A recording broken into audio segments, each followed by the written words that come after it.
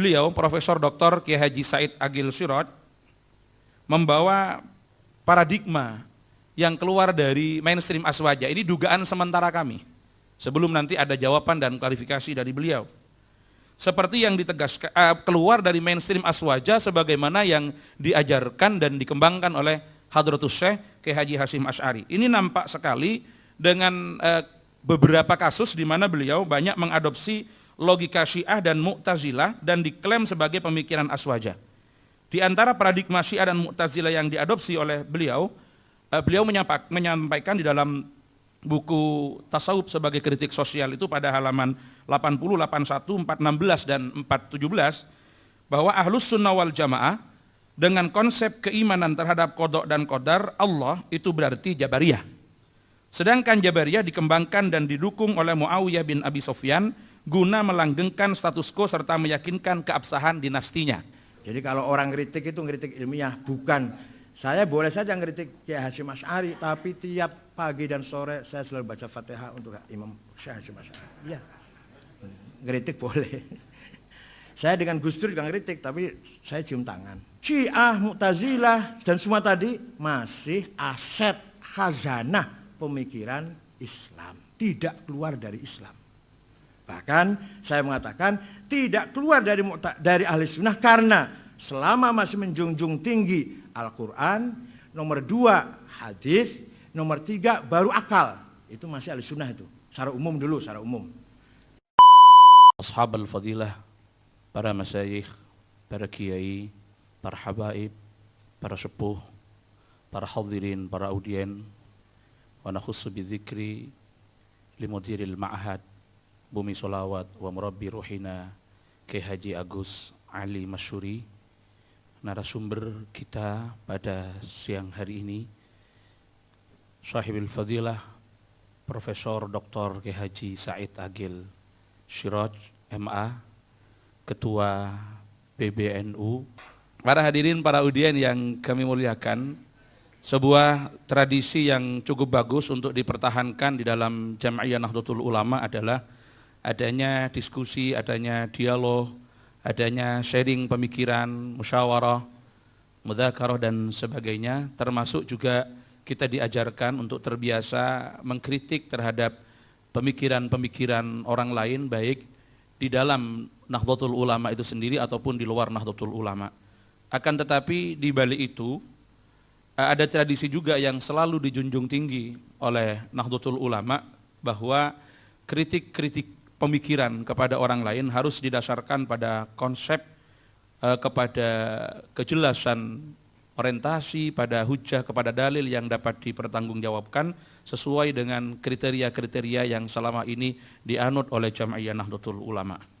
Atas dasar inilah maka forum pada saat ini tidak bermaksud untuk membuka atau menampakkan kepada para halayak tentang adanya pemikiran-pemikiran dari beberapa tokoh NU yang sekarang sedang ramai dibicarakan untuk diungkit-ungkit kembali, akan tetapi karena itu sudah menggelinding yang tentunya banyak orang tahu sejauh mana pemikiran-pemikiran yang dianggap nyeleneh, dianggap keluar dari mainstream Nahdlatul Ulama itu dapat dipertanggungjawabkan atau paling tidak ada klarifikasi kepada para halayak, utamanya kepada keluarga besar Jam'iyah Nahdlatul Ulama, bahwa apa yang mereka tuduhkan, apa yang mereka dengar sebetulnya tidak benar. Lah ini mungkin yang sangat perlu untuk kita temukan jawabannya di dalam forum dialog seperti pada siang hari ini. Oleh karena itu, untuk menyingkat waktu, di sini ada beberapa persoalan yang ingin kami mintakan klarifikasi kepada yang terhormat Al-Wajil Profesor Dr. Kiai Haji Said Agil Siraj terkait dengan beberapa lontaran pemikiran-pemikiran beliau yang dimuat di berbagai media, utamanya di dalam salah satu buku beliau, Tasawuf sebagai kritik sosial, yang terbit beberapa tahun yang lalu. Ada beberapa hal yang ingin kami klarifikasi yang tentunya nanti kami harap beliau bisa memberikan penjelasan bahwa pemikiran-pemikiran beliau adalah pemikiran yang tidak keluar dari mainstream Ahlussunnah wal Jamaah dan sesuai dengan tradisi yang selama ini ada di dalam Jam'iyah Nahdlatul Ulama, baik dari proses pengambilan dalilnya ataupun hujah-hujah yang digunakan sesuai dengan tradisi yang ada dalam Nahdlatul Ulama. Pertama, yang perlu kami klarifikasi bahwa beliau menurut kami telah melakukan sebuah liberalisasi pemikiran di dalam Ahlus Sunnah wal Jamaah dan di dalam pemikiran Islam itu sendiri. Di mana dalam salah satu pernyataannya beliau menyatakan kelahiran Aswaja secara historis tidaklah bisa dilepaskan dari perkembangan politik yang terjadi pada saat ini, bahkan kehadiran Islam pun syarat dengan nuansa politis. Lebih-lebih pada bagian yang terakhir, ketika kehadiran Islam itu dianggap sebagai sesuatu yang syarat dengan kepentingan politis, ini sangat menggelitik kami. Karena dalam keyakinan kami, Islam sebagai agama wahyu diturunkan oleh Allah semata-mata untuk menjadi penuntun, untuk menjadi aturan yang bisa mengantarkan umat ila ma fihi salahu ma'ashihim wa ma'adihim.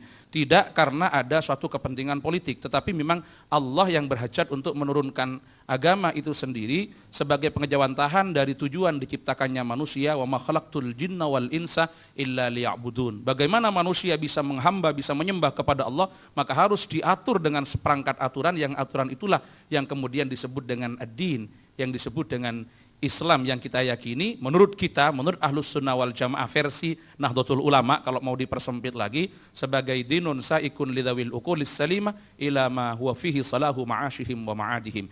Jadi ketika dianggap bahwa kelahiran Islam syarat dengan nuansa politik, ini seakan-akan menafikan keberadaan Islam sendiri sebagai agama wahyu yang memang diturunkan oleh Allah untuk mengatur bagaimana perilaku dan cara manusia untuk menghambakan diri kepada Allah Subhanahu wa taala. Ini yang kami mohon adanya klarifikasi. Termasuk Aswaja itu sendiri. Memang kita akui bahwa kemunculan Ahlus Sunnah wal Jamaah, kemunculan nama Ahlus Sunnah wal Jamaah, Aswaja, ini kadang-kadang kalau di NU sering diplesetkan menjadi Azwaja ini. Ya, karena kalau belum Azwaja kayaknya belum pas jadi ketua PBNU ini. Harus Azwaja dulu, tidak hanya Aswaja ini. Jadi kelahiran Ahlus Sunnah wal Jamaah memang secara kelembagaan sebagai sebuah aliran, sebagai sebuah madhab yang rumusannya tuntas di tangan Abil Hasan Al-Imam Al-Asy'ari radhiyallahu an dan Abi Mansur Al-Maturidi, itu baru muncul pada akhir abad ketiga dan awal abad keempat Hijriah. Tetapi nomenklatur penamaan Ahlus Sunnah wal Jamaah sudah ada pada akhir masa sahabat. Ini secara penamaan, akan tetapi kalau kita melihat kepada hakikat dan substansi daripada Ahlus Sunnah wal Jamaah itu sendiri, kita meyakini bahwa Aswaja lahir bersamaan dengan lahirnya Islam itu sendiri. Karena yang diperjuangkan oleh Ahlus Sunnah wal Jamaah adalah mengembalikan Islam sebagaimana diajarkan, diamalkan oleh Rasulullah dan dipraktekkan bersama-sama dengan para sahabat. Jadi cukup menggelitik. Mungkin apakah ini hanya sebatas pandangan beliau bahwa yang dimaksud lahirnya Islam, lahirnya Aswaja dilihat hanya pada aspek dimensi historisnya saja, tanpa melihat substansi daripada Islam dan Aswaja itu sendiri, sehingga beliau berani mengatakan bahwa kelahiran Islam tidak bisa dilepaskan dari persoalan atau syarat dengan nuansa politik. Ini yang perlu kami mintakan klarifikasi, karena setelah kita melakukan kajian, pernyataan-pernyataan beliau ini kurang pas, kurang cocok dengan apa yang diajarkan oleh sesepuh-sesepuh kita, utamanya yang disampaikan oleh Hadratus Syekh Kiai Haji Hasyim Asy'ari, baik di dalam Qanon Asasi ataupun di dalam Risalah Ahlus Sunnah wal Jamaah. Kedua, beliau Profesor Dr. Kiai Haji Said Agil Siraj membawa paradigma yang keluar dari mainstream Aswaja. Ini dugaan sementara kami, sebelum nanti ada jawaban dan klarifikasi dari beliau. Seperti yang ditegaskan keluar dari mainstream Aswaja sebagaimana yang diajarkan dan dikembangkan oleh Hadratus Syekh Kiai Haji Hasyim Asy'ari. Ini nampak sekali dengan beberapa kasus di mana beliau banyak mengadopsi logika Syiah dan Mu'tazilah dan diklaim sebagai pemikiran Aswaja. Di antara paradigma Syiah dan Mu'tazilah yang diadopsi oleh beliau, beliau menyampaikan di dalam buku Tasawuf sebagai kritik sosial itu pada halaman 80, 81, 416 dan 417, bahwa Ahlus Sunnah wal Jamaah dengan konsep keimanan terhadap qada dan qadar Allah itu berarti Jabariyah. Sedangkan Jabariyah dikembangkan dan didukung oleh Muawiyah bin Abi Sufyan guna melanggengkan status quo serta meyakinkan keabsahan dinastinya. Nah, ini mungkin hal-hal yang juga perlu kami mintakan klarifikasi kepada beliau, karena data-data ini nampaknya beliau ambil dari karya-karyanya orang Mu'tazilah. Jadi diambil dari salah satu buku yang berjudul Tabaqatul Mu'tazilah. Ini asumsi-asumsi yang semacam itu kita temukan referensinya di sana.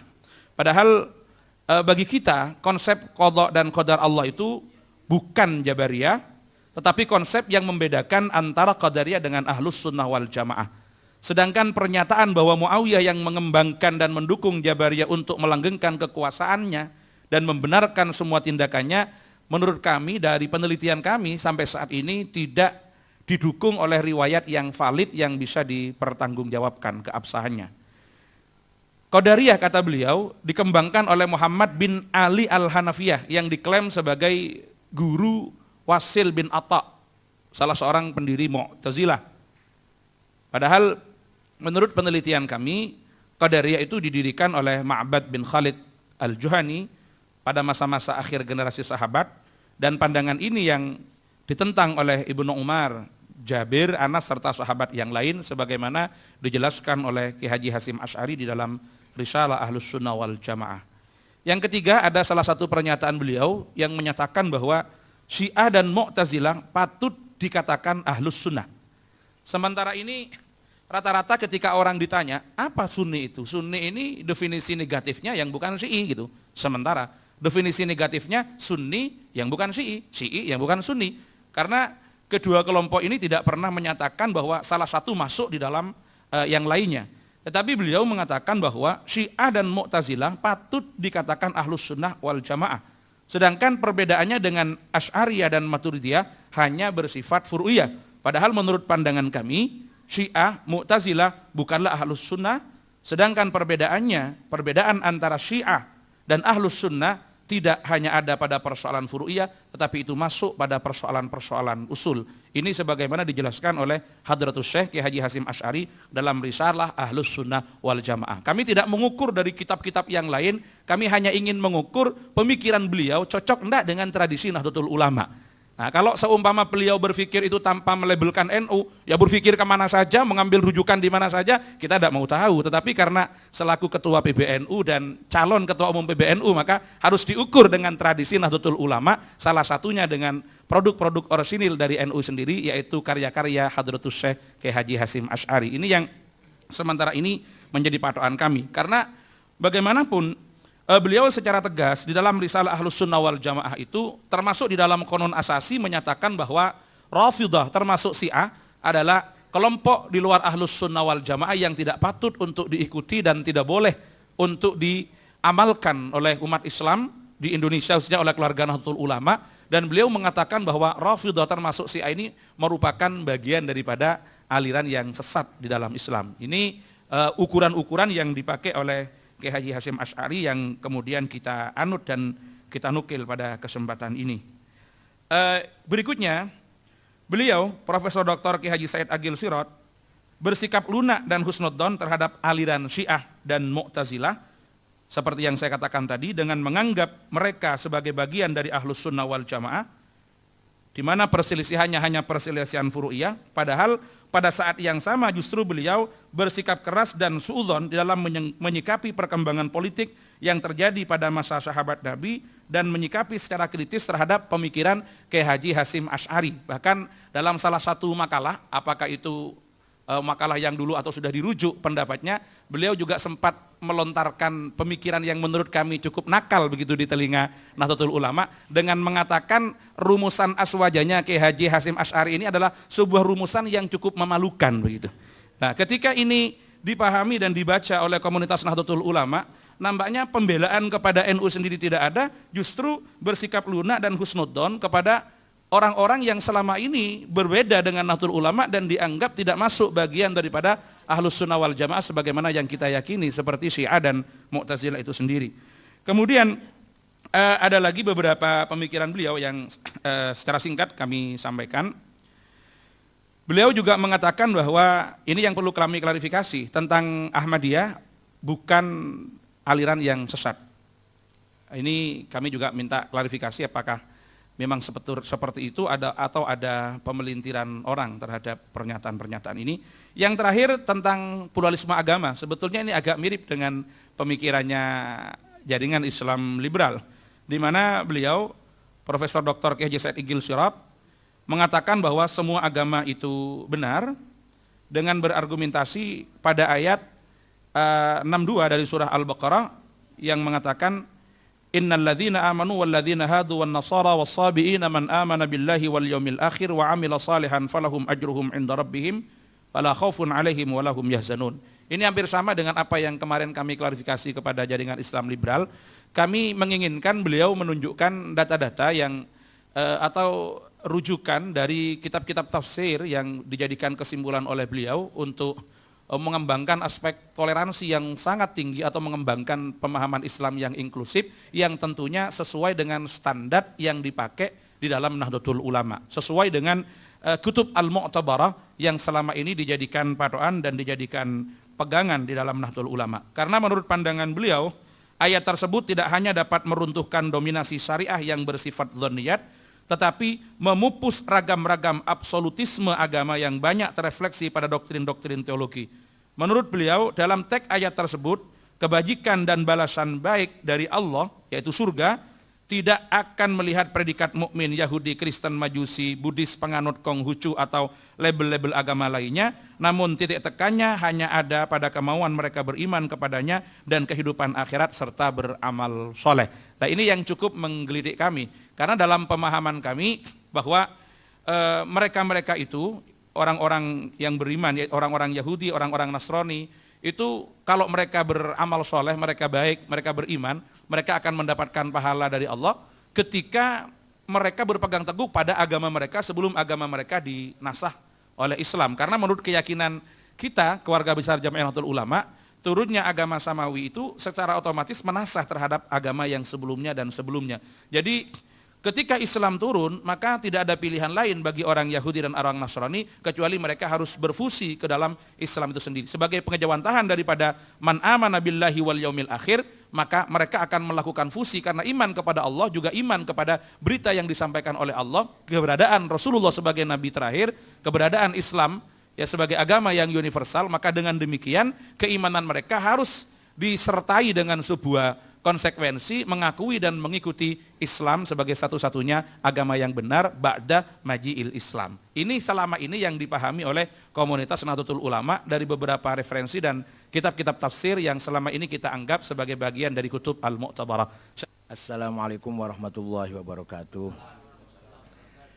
Bismillah, alhamdulillah, wassalatu wassalamu ala sayyidina wa maulana Muhammad Rasulillah wa ala alihi wa sahabati wa man tabi'a sunnatahu wa jama'atah min yaumina hadza ila yaumin nahdah.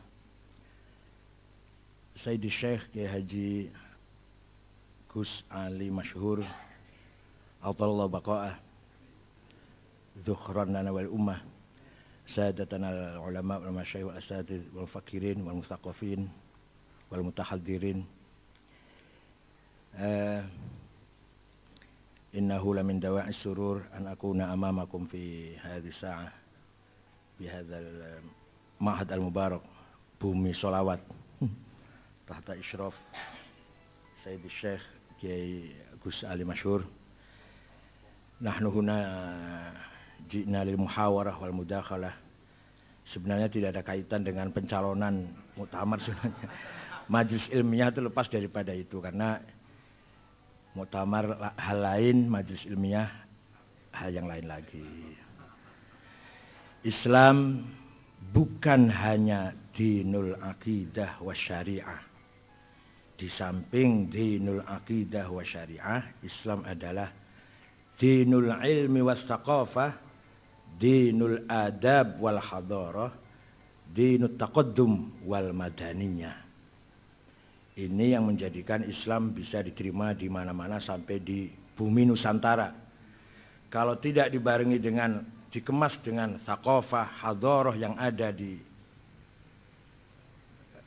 tempat itu, niscaya Islam hanya diikutin oleh beberapa gelintir orang saja. Kalau hanya akidah dan syariah, kalau hanya akidah dan syariah, pasti umatnya sedikit. Tapi karena dibingkai, disinergikan dengan produk manusia, produk karya manusia, maka disebut thaqafah kalau di bidang pemikiran, hadarah kalau di bidang prestasi, madaniyah kalau di bidang manajerial, aturan, undang-undang, maka Islam bisa tersebar sampai ke Indonesia terutama atau sampai ke Eropa. Apa yang dikatakan oleh Pak Dr. Abdul Arif itu benar semua. Saya tidak memungkiri omongan saya itu. Pendapat saya, menurut saya benar, mungkin salah. Pendapat orang lain, menurut saya salah, mungkin benar. Qul inna au iyyakum la ala hudan au fi dhalalim mubin. Itu Al-Quran memberi pengarahan kepada Rasulullah ketika kedatangan tamu Nasara Najron. Ketika kedatangan Kristen Najron, Allah merintahkan kepada Rasulullah agar berdialog dengan mereka dan mengatakan, inna au iyyakum, kami atau anda semua la ala hudan, yang benar, au fi dhalalim mubin. Itu termasuk adabul bahsi wal munadharah. Pertama, kelahiran Islam syarat dengan politik. Ya saya kan cuma nukil nerjemah ya, bukan karangan saya, bukan bikinan omongan kulo. Ini ada Tarikh Al-Kamil Ibn Al-Athir. Ini ahli sunnah sakpole Ibn Al-Athir ini. Ahli sunnah tenanan, bukan Syiah, bukan Mu'tazilah. Qala Ibn Abbas, awwalu man shalla alaihi. Wa qala Jabir, bu'itsan Nabi sallallahu alaihi wasallam yaumal itsnain wa shalla Aliyun yaumal tsalatsa. Orang pertama kali sholat itu Sayyidina Ali setelah Rasulullah. Rasulullah mendapat wahyu hari Senin, Sayyidina Ali sholat hari Selasa. Yang ngomong gini masa Syiah, ini kenyataan. Wa qala Zaid bin Arqam, awwalu man aslam ma'an Nabi sallallahu alaihi wasallam Ali. Nah, kemudian wa qala Afif Al-Kindi, kuntu imra'an tajiron, saya pedagang. Faqadimtu Makkah ayyamal hajj fa'ataitul Abbas. Saya pedagang datang ke Mekah hari-hari haji. Kemudian saya ketemu Sayyidina Abbas. Fa baina nahnu andahu id kharaja rajulun faqama tijahal Ka'bah yusalli. Ketika saya sedang duduk-duduk dengan Abbas, tiba-tiba muncul seseorang menghadap Ka'bah salat. Tsumma kharajat imra'atun tusalli ma'ah. Kemudian disusul seorang perempuan salat bersamanya. Tsumma kharaja ghulamun faqama yusalli ma'ah. Kemudian datang pula remaja salat bersamanya. Fakult, saya tanya, ya Abbas ma hadzal din? Agama apa iki? Faqala Abbas, hadza Muhammad ibnu Abdullah ibnu akhi. Ini Muhammad anak saudara saya Abdullah. Za'ama, Muhammad mengira, annallaha arsalahu, Allah telah mengutusnya, wa anna kunuza Kisra wa Kaisar satuftahu alaih. Ini sudah bahasa politik namanya. Menurut pemahaman zaman sekarang. Kalau sudah fatah, itu sudah bahasa politik, kekuasaan maksudnya.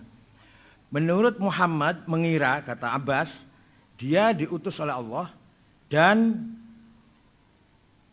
kekayaan raja dan kaisar, Kisra dan kaisar Persia dan Romawi, satuftahu alaih, akan dikuasainya, akan dikuasai olehnya. Wa hadhi imra'atuhu Khadijah amanat bih. Dan ini istrinya ini Khadijah, dia percaya kepadanya.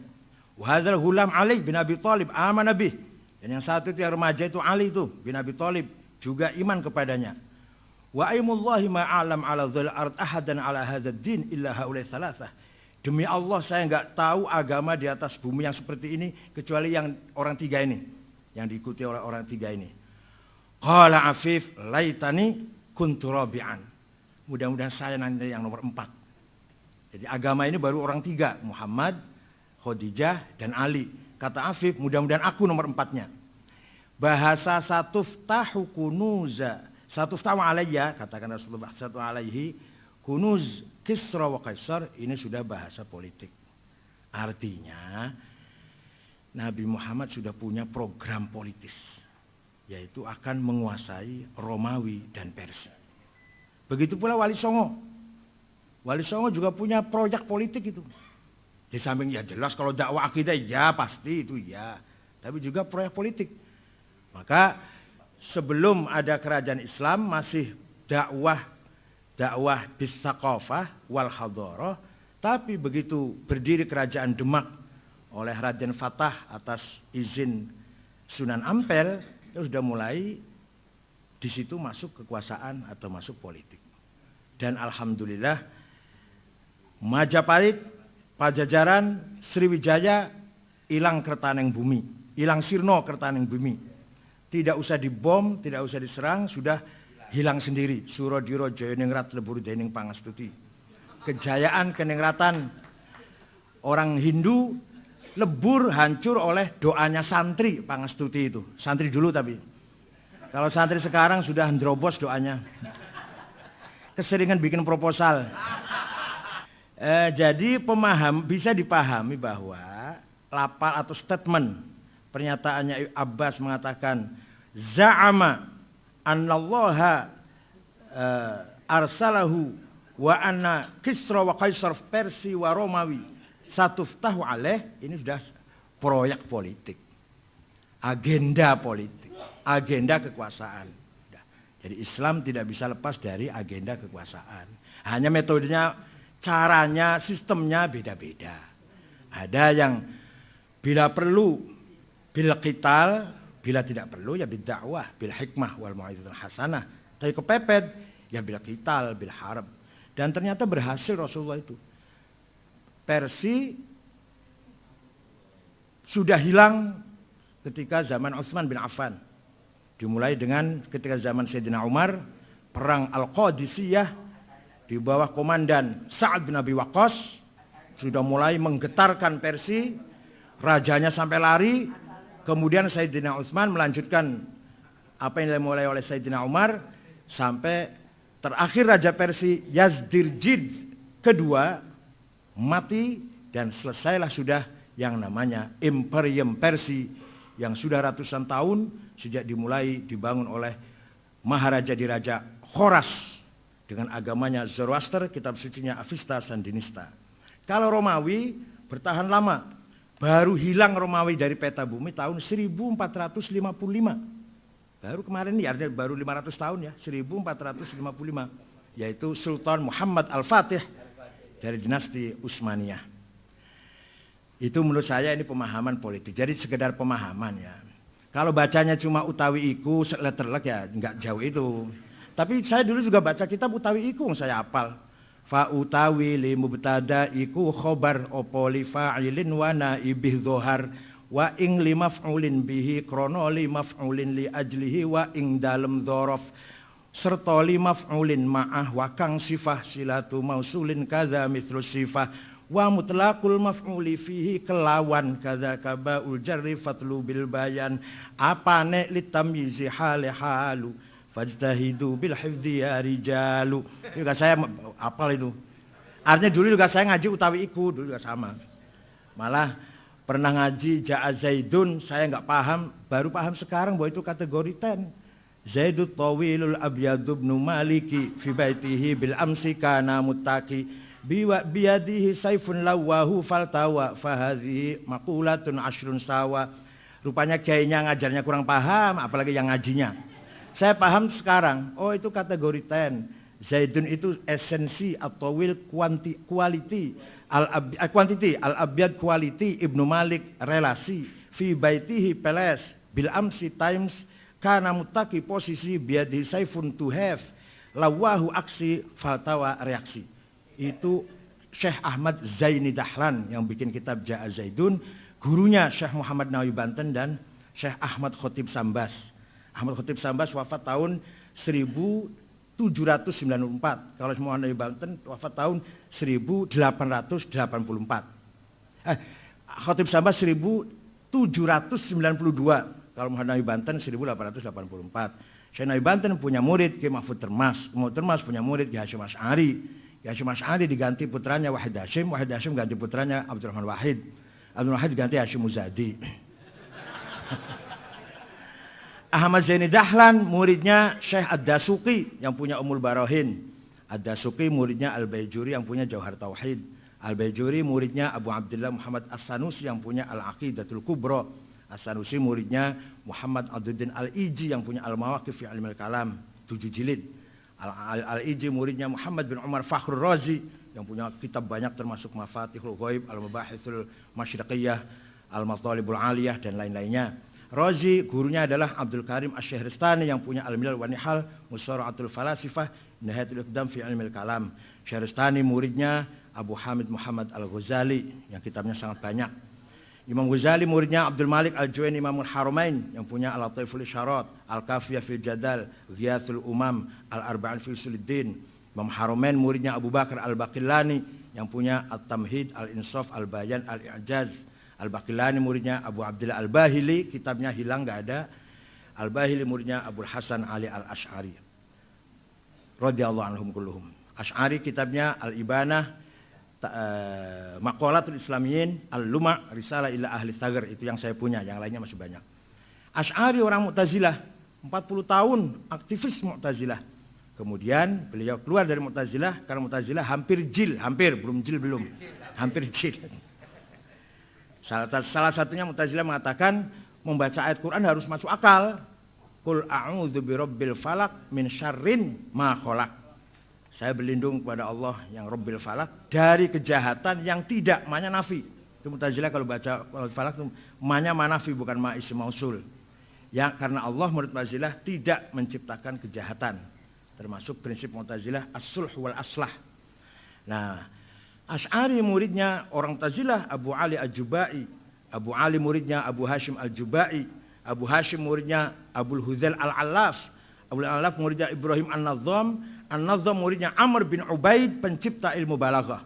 Amr bin Ubaid muridnya Wasil bin Atha. Wasil bin Atha pendiri Mu'tazilah, orang pinter tapi sayang tidak bisa mengucapkan R, R itu nggak bisa. Tapi kalau bicara berjam-jam bisa menghindar huruf R. Jadi nggak pernah ketemu dengan roh itu kalau ngomong. Dan beliau pernah mengislamkan satu kali majelis wahid 6.000 orang majusi masuk Islam. Dengan hujahnya, dengan kecerdasannya, dengan ilmu kalamnya. Itulah Mu'tazilah. Wasil bin Atha. Muridnya Muhammad putra Sayyidina Ali dari istri kedua. Siti Fatimah wafat, Sayyidina Ali nikah lagi dengan seorang perempuan namanya Khawlah binti Ja'far dari suku Bani Hanifah. Maka Muhammad untuk membedakan dengan Sayyidina Hasan dan Husain diberi Muhammad bin Hanafiyah. Orangnya cerdas, bukan masalah cerdas, orangnya terjunnya di ilmu. Kalau Sayyidina Hasan Husain politik. Ini saya bisa mau ngeritik Ahlul Bait, berarti saya bukan Syiah. Nah, saya mau ngeritik Ahlul Bait nih, berarti saya bukan Syiah. Ahlul Bait itu sayangnya sibuk politik, sayangnya. Sayyidina Hasan sibuk politik, Sayyidina Husain politik, Ali Zainal Abidin, Muhammad Al-Baqir, Ja'far Shadiq, Musa Al-Kazim, Ali Ridho, Muhammad Al-Jawad, Ali Al-Hadi, Hasan Askari, Imam Zaid, semuanya politik semua, aktivitasnya itu. Seandainya Ahlul Bait itu terjun di ilmu, kalah semua itu. Imam Bukhari, Muslim, Imam Hasan Basri. Imam Hasan Basri itu bapaknya saja masih majusi, namanya Syekh Yasar.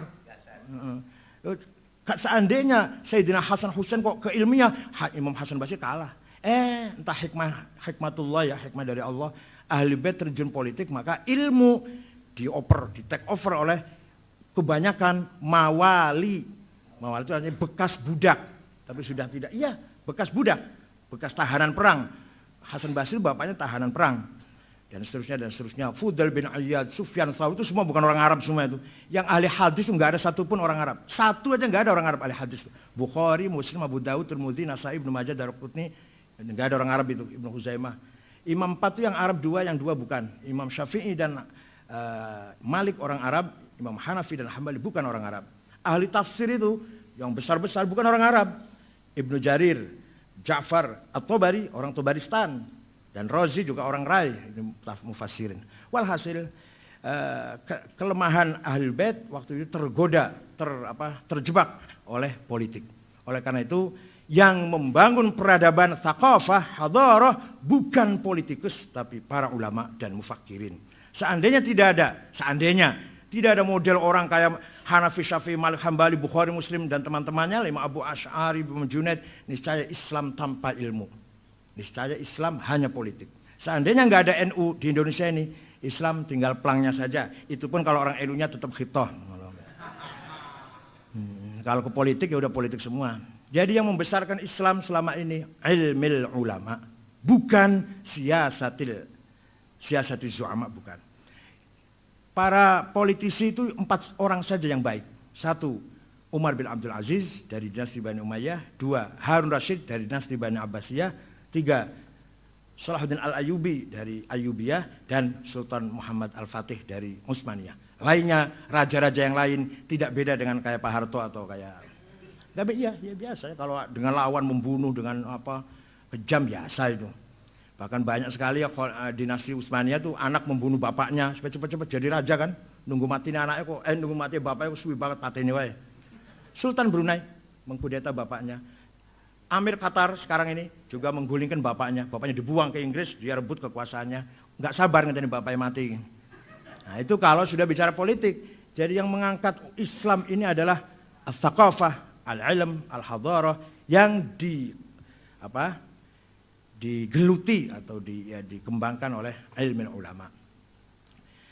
Kemudian sejarah politik Islam. Ya saya sendiri heran ya, saya juga heran Pak Abdullah Arif, kenapa antar sahabat kadang pisu-pisuan, perang Jamal itu yang mati dari kedua belah pihak sampai 8.000, perang Siffin, surat-suratnya antara Sayyidina Ali dan Muawiyah kadang ya saling ya adu Allah, bahasa gitu loh, bahasa wahai musuh Allah gitu, bahasa begitu. Saya juga heran kenapa menggunakan bahasa gitu. Jadi kalau kita masih begini masih mending masih. Kalau hanya beda Karsa dan Kaji hanya ya nggak sampai perang Jamal itu masih bagus itu. Dulu sampai perang Jamal. Ini sejarah. Tidak bisa ditutup-tutupin, tertulis dalam buku sejarah. Nah, saya sekedar membaca, menerjemahkan sedikit, nukil sedikit, langsung dituduh Syiah. Karena memang kita nggak biasa menganalisis sejarah.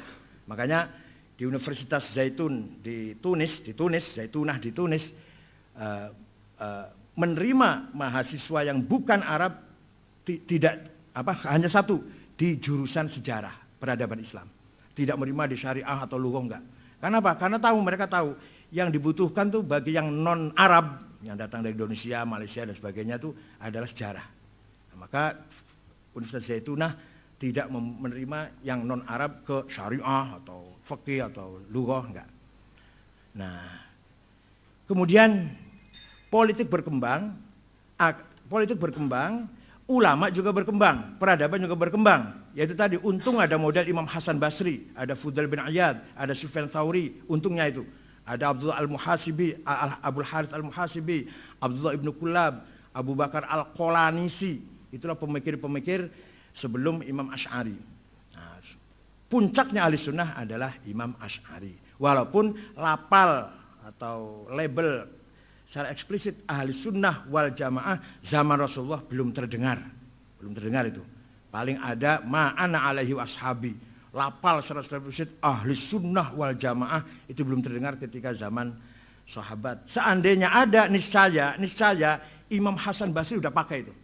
Seandainya ada lapal ahli sunnah wal jamaah, Imam Hasan Basri niscaya sudah pakai. Kenapa baru terdengar mulai abad kedua Hijriah? Ini ilmiah loh ya, ilmiah bukan karena senang atau enggak senang.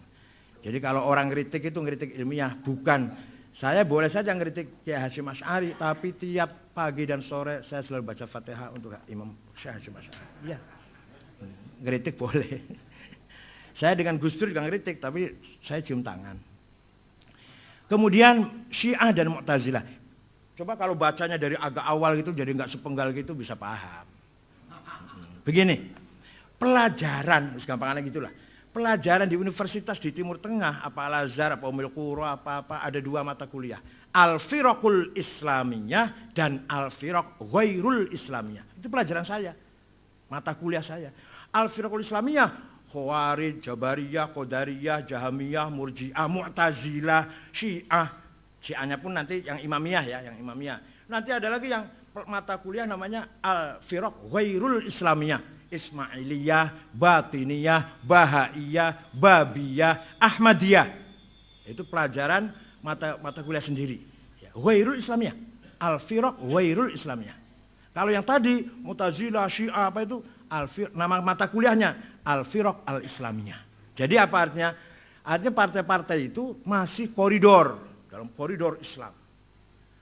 Lahirnya dari betul-betul dari ihtikak wal munafasah di dalam internal masyarakat Islam sendiri, bukan bukan intervensi dari orang luar. Kalau sudah kebatinan, sudah Ismailiyah, Bahaiyah, Qadianiyah, Babiyah, nah itu sudah intervensi dari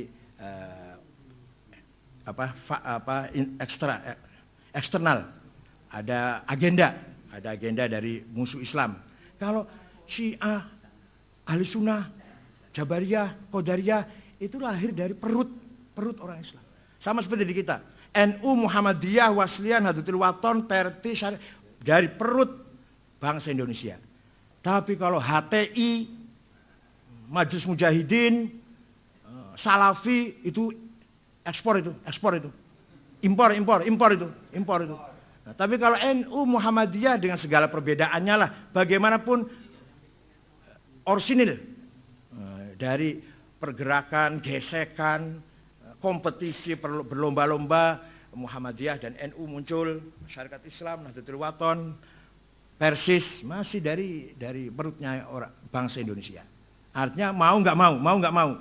Sejarah Islam Indonesia adalah pasti sejarahnya NU, sejarah Muhammadiyah, sejarahnya Syarikat Islam, sejarahnya Persis, sejarahnya Nahdlatul Wathon, sejarahnya Al-Khairat, itu pasti. Kalau kita ingin tahu sejarah Islam di Indonesia. Sejarah Islam secara dunia pasti. Kalau ingin tahu, kalau ingin baca sejarah Islam secara keseluruhan, ya pasti nanti akan bicara Mu'tazilah, Syiah, Khawarij, Jabariyah, Qadariyah, Murji'ah, Jahamiyah, Ahli Sunnah, Sufi, Falasifah, pasti. Ya itulah sejarah kita. Itu milik kita, semua milik kita. Nggak bisa dihindari. Hanya memang ada perbedaan, tapi itu adalah hasil sakofah, hadarah umat Islam. Orsinil itu, bukan karena transnasional. Malah ketika itu Muawiyah pernah ditawari oleh Romawi. Saya bantu ya, nolak Muawiyah waktu perang dengan Sayyidina Ali. Kata Muawiyah, enggak, saya enggak butuh bantuan. Hanya saya ingin damai dengan kamu, sementara saya lagi ngadepin Ali dulu. Jangan berhenti dengan Romawi perangnya dulu. Tapi mau dibantu enggak? Itu masih bagusnya begitu. Nah, masalah jadi secara keseluruhan Syiah, Mu'tazilah dan semua tadi masih aset khazanah pemikiran Islam, tidak keluar dari Islam. Bahkan saya mengatakan tidak keluar dari ahli sunnah karena selama masih menjunjung tinggi Al-Quran, nomor 2 hadis, nomor 3 baru akal. Itu masih ahli sunnah itu, secara umum dulu, secara umum. Jadi pertama kali itu kan seperti suratnya Imam Syafi'i. Gubernur Abdurrahman Al-Mahdi kirim surat pada Imam Syafi'i. Saya kalau memahami Quran nggak paham, global, umum, coba terangkan. Imam Syafi'i panggil muridnya Rabi' bin Sulaiman Al-Muradi, duduk. Ini balas surat yuk, ini ada surat dibalas yuk. Kamu tulis, saya yang dikte. Uktub ar-risalah, tulis surat. Nah, surat Imam Syafi'i itu 300 halaman. Nah, itulah jadi kitab ar-risalah awal man ansya'a ilmu usul fiqh. Faslun fil bayan. Kalau ingin memahami Islam, pertama cari di bayan ilahi, bayan Qur'ani. Tapi Quran harus tahu ada mutasyabihah, ada muhkamah, ada hakikat, ada majaz, ada nasikh, ada mansukh, ada dan seterusnya. Kalau di Quran enggak ketemu, baru bayan nabawi. Bayan nabawi ada mutawatir, masyhur, aziz, ahad. Itu pun masih ada 4 grade.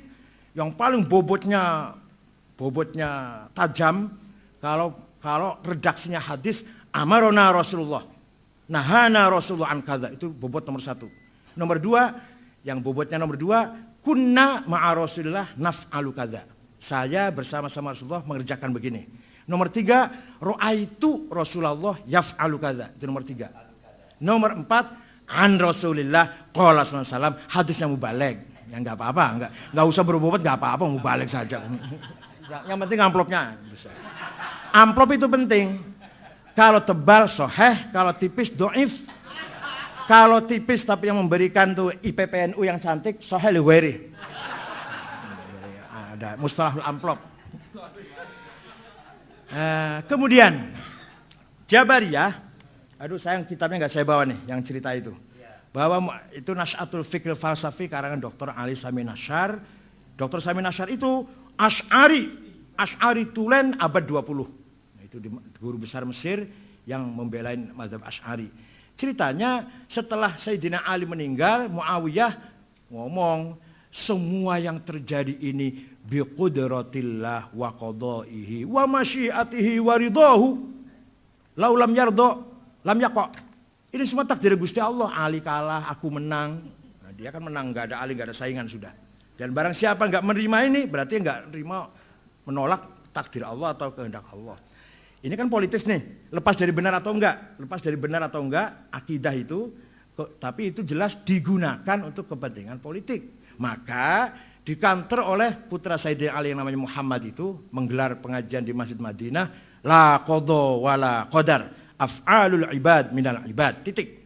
Tidak ada qadha qadar, perbuatan manusia dari manusia.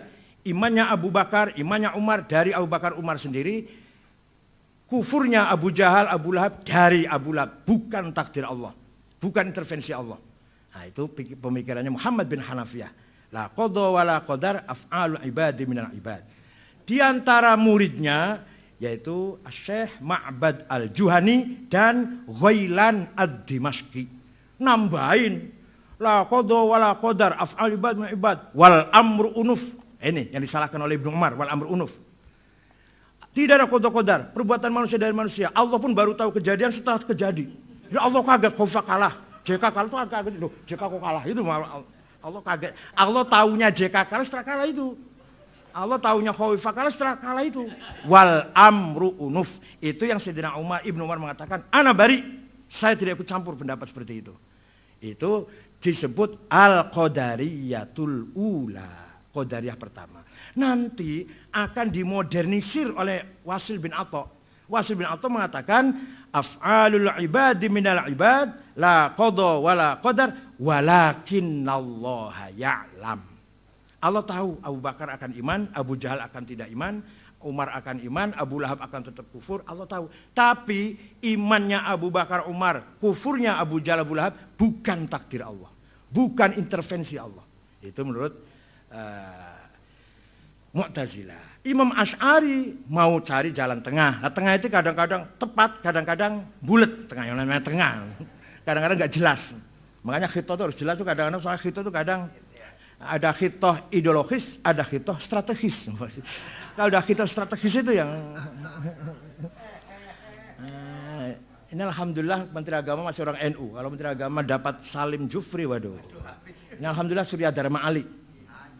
Jadi NU ada 4. Surya Dharma Ali Menteri Agama, Muhaimin Menteri Tenaga Kerja dan Imigrasi, Faisal Zen itu dari Cirebon, Menteri Percepatan Daerah Tertinggal, dan Pak Muhammad Nuh Menteri Diknas. Ini baru kali ini ada Diknas dipegang oleh orang. Tapi Pak Muhammad Nuh itu NU-nya harus dikawal, NU yang masih harus dikawal gitu. Karena nggak pernah aktif di NU kan? Hanya Awan Surya aktif. Iya tak? Oh gitu nggih. Saya belum dengar. Sekarang. Tadinya nggak pernah. Jadi walhasil NU, tapi NU yang harus dikawal gitu loh. Kayak Pak Slamet Effendi Yusuf, itu NU 100%. 2 periode ketua Ansor, anaknya Kiai Yusuf hafidz Quran, tapi Golkarnya 150%. Enggak. Bukan karena muktamar, bukan. Ya memang gitulah. Beliau 20 tahun meninggalkan NU, 20 tahun di Golkar. Waktu Cipasung itu lawan Gus Dur, belain Abu Hasan waktu Cipasung. Jadi NU-nya 100%, anaknya Kiai Yusuf, Haji Barang, Pondok Tahfidz Quran. Golkarnya 150%. Dan Golkar dulu lagi, bukan Golkar sekarang. Kalau Golkar sekarang kan setengah halal. Nah, dimodernisir oleh dicari jalan tengah oleh Imam Asy'ari begini. Istita'atul insan la qablal fi'li wala ba'dal fi'li faqat indal fi'li. Saya tidak boleh mengatakan gelas ini tak banting pasti pecah, nggak boleh. Nggak bisa ngomong pasti pecah. Atau setelah saya pecahkan satu, kemudian satu lagi, ini yang satu lagi juga kalau saya banteng pasti pecah, itu ba'dal fi'li, tidak juga. Tapi saya bisa mengatakan, saya angkat gelas, saya banting, bersamaan dengan saya banting gelas, Allah mentakdirkan gelas pecah. ma qata'tum min linatin aw tartumuha qaimatan usul fa bi idznillah wa la taqulanna li syai'in inni fa'ilun dzalika illa ayyasha Allah. Jadi kalau ngomong Imam Asy'ari begini, tak tempeleng kamu, insyaallah mengo kamu. Tak pukul insyaallah kepalamu pecah. Barusan insyaallah terus, enggak boleh enggak ada insyaallah. Iya, makanya enggak harus ada.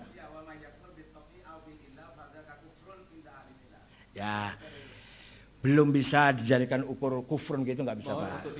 Ya nggak apa-apa. Ya, jadi Mu'tazilah mengatakan, kalau Mu'tazilah tidak, istita'atul insan mutlak, qabla fi'li ma'al fi'li indal fi'li. Nah, kalau yang Jabariyah mutlak juga, manusia tidak bisa apa-apa, la qabla wala ba'da wala ma'a.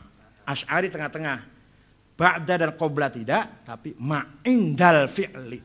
Kalau saya nginjak semut, kemudian semut itu mati, itu saya hanya bebarengan, bersamaan saya melakukan kasab, melakukan ikhtiar, nginjak semut, Allah nyabut nyawanya semut.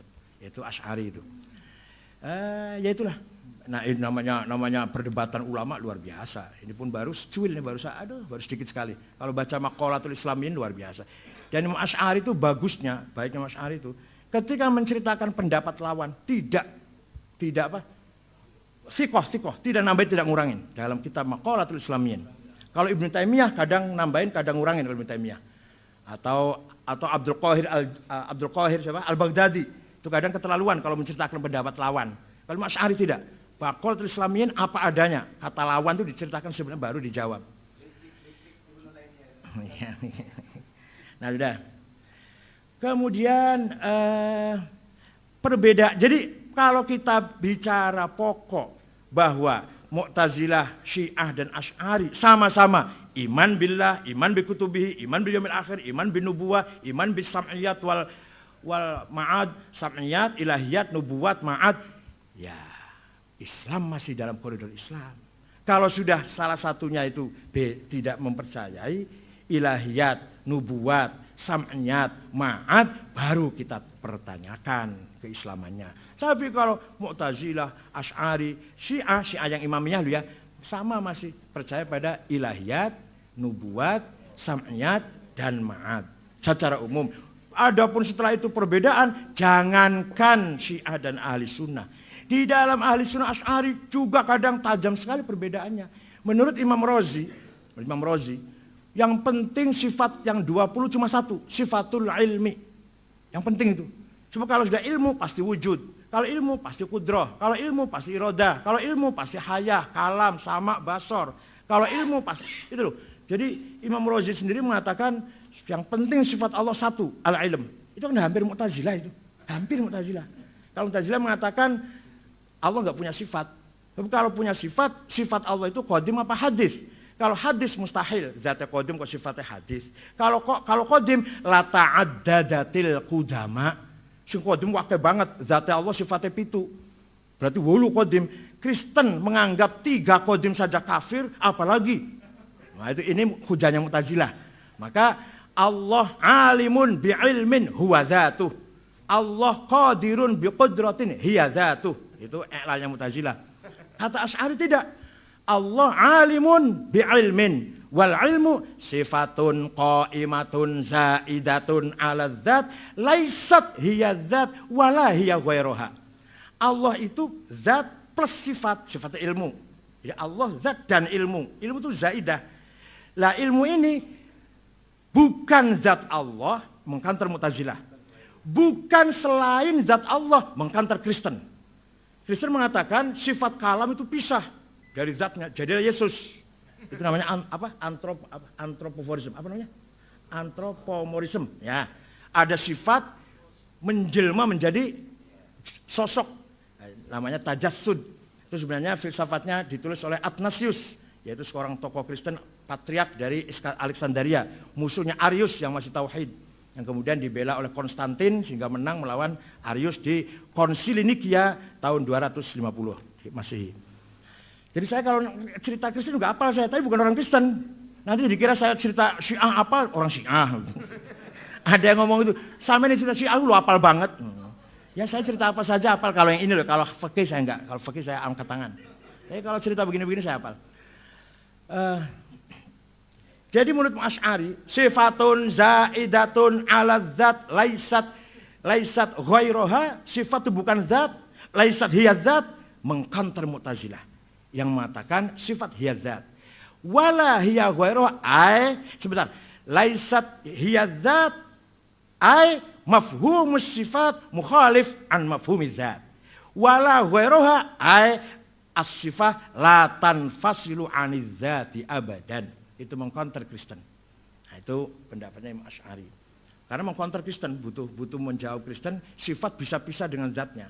Maka kata Asy'ari, wala hiya ghairoha, lengket dengan zat, nggak bisa mental. Begitu kita Allah artinya zat ma'a sifatih. Begitu kita mengucap Allah itu artinya zat ma'a sifatih, nggak bisa pisah satupun. La tanfasilu anha abadan. Itu menurut Imam Asy'ari. Sebab kan Imam Asy'ari tidak mungkin, tidak mustahil ada zat tanpa sifat. Bisa ono dijenengi zat pasti punya sifat. Maka zat harus ada sifatnya, itu Imam Asy'ari. Kemudian masalah Ahmadiyah, ya bacanya juga sepotong itu Mas, namanya Mas. Keputusan pleno PBNU di Hotel Salak Bogor, nyun sewu terang-terangan saja biar tahu. Kiai Ma'ruf Amin ngotot harus ada kata-kata Ahmadiyah adalah aliran yang sesat dan menyesatkan. Nah, saya diam karena saya juga yakin Ahmadiyah sesat. Saya juga tahu Ahmadiyah sesat. Bikinan Inggris, Ahmad itu bikinan Inggris tahun 1888. Ketika Muhammad Iqbal, Ali Jinnah Muhammad Iqbal sedang berjuang ingin memisahkan diri dari India, bikin Pakistan itu, Inggris bikin nabi baru supaya bikin fitnah, supaya bikin pecah, yaitu siapa namanya? Mirza Ghulam Ahmad. Sebenarnya terus terang Mirza sendiri nggak pernah mengatakan saya nabi, nggak pernah. Muridnya, pengikutnya mengatakan Mirza nabi, Mirzanya diam, dianggap nabi. Kalau aku dianggap wali, aku diam lah. Ben, saya nggak pernah, saya wali tapi ono wong aku ya ben. Alhamdulillah, kebetulan malah. Tapi kalau saya dianggap Habib nggak mau Gus. Saya ada orang, ente masih Habib, masih keturunan Khon ya? Yang di Pasuruan tuh, Khon. Al-Syaiban. Enggak, saya nggak Habib. Kenapa nggak mau? Nanti nggak bisa terima zakat. Rugi besar nih. Nggak apa-apa, biar nggak usah tahu bahwa saya Habib, nggak apa-apa, biar zakat masuk.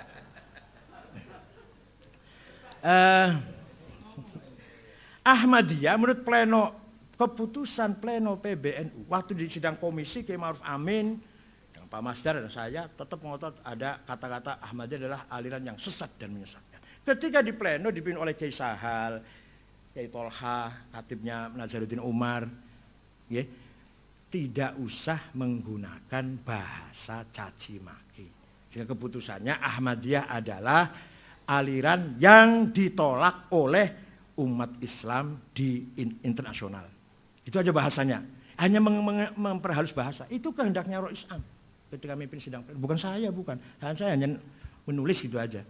Iya betul, bukan kehendak saya.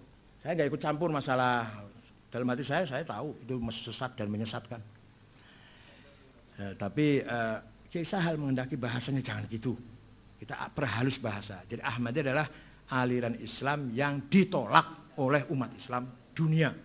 Enggak menghindari bahasa sesat dan menyesatkan itu. Kemudian apa? Agama-agama itu benar. Ya kalau ditafsirnya begini dong Mas. Kalau memang dia amana billahi imanan sahihan wal yaumil akhir imanan sahihan wa amila sholihan amalan mutabiqan li syariatil islamiyah, selesai. Dan kalau imannya beda dengan iman ya jelas. Kalau imannya mengatakan Yesus anak Tuhan, ya jelas tidak benar dong. Yahudi kalau mengatakan Uzair ibnullah ya tidak benar.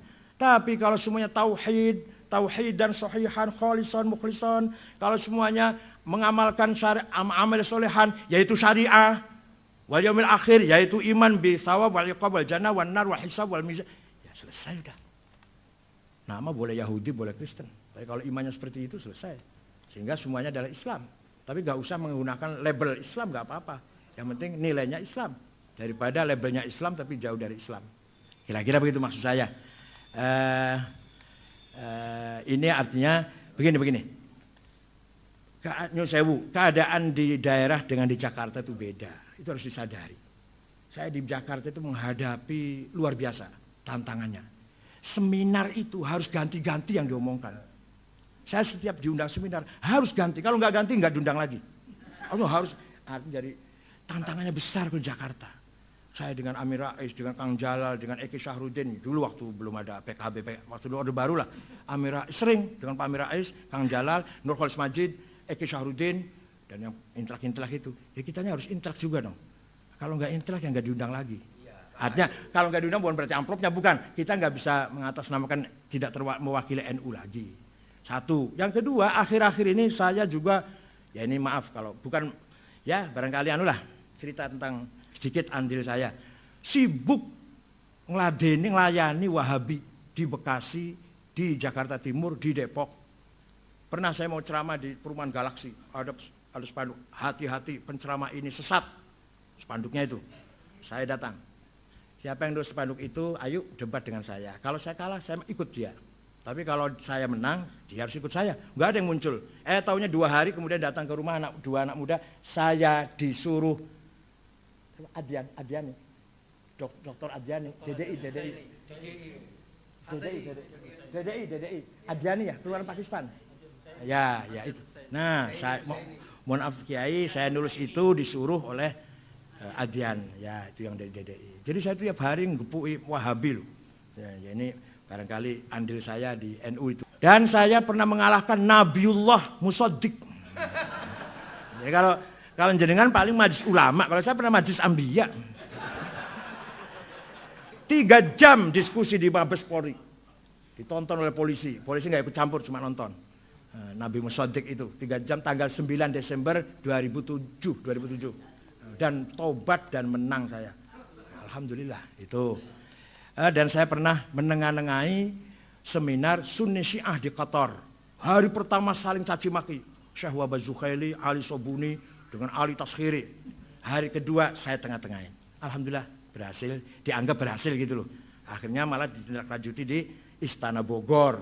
Hanya sayang karena Menlu absen di Dewan Kaum PBB, maka yang datang bukan tokohnya, orang-orang kurang berbobot lah, baik dari Syiah maupun dari Sunnahnya.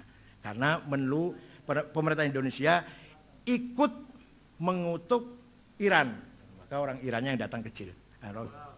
Oh ya, kalau Imam Syafi'i simpati pada Syiah, berapa halaman nih? Ini karangan Imam Fakhrur Razi, Manaqibus Syafi'i. Ada beberapa poin Imam Syafi'i mengapa dituduh simpati dengan Syiah. Ada di sini nih. Oh ya. Sebentar. Ya. Ini ada ini. Za'amu annahu minhum. Ada orang menuduh bahwa Syafi'i itu Rafidhah. Wahtajju alaihi biwujuh. Al-awwal, idza dzukira asy'aran musy'ara bi raghbatihi fi dzalikal madhhab wa ruya anna al-Muzanni qala qultu li Syafi'i innaka rajul tuwali ahlul bait. Kata Imam Muzni, jenengan itu ulama yang agak miring ke ahlul bait. Falau amilta fi hadzal bab abyatan, buat jenengan bikin syair. Maka Imam Syafi'i bikin syair, wa ma zala kitmanaka hatta ka'annani yaruddu jawab as-sa'ilina li'ajam waqtu muwaddi ma' safai maraddati litaslama min qawlil wushati wa aslamu.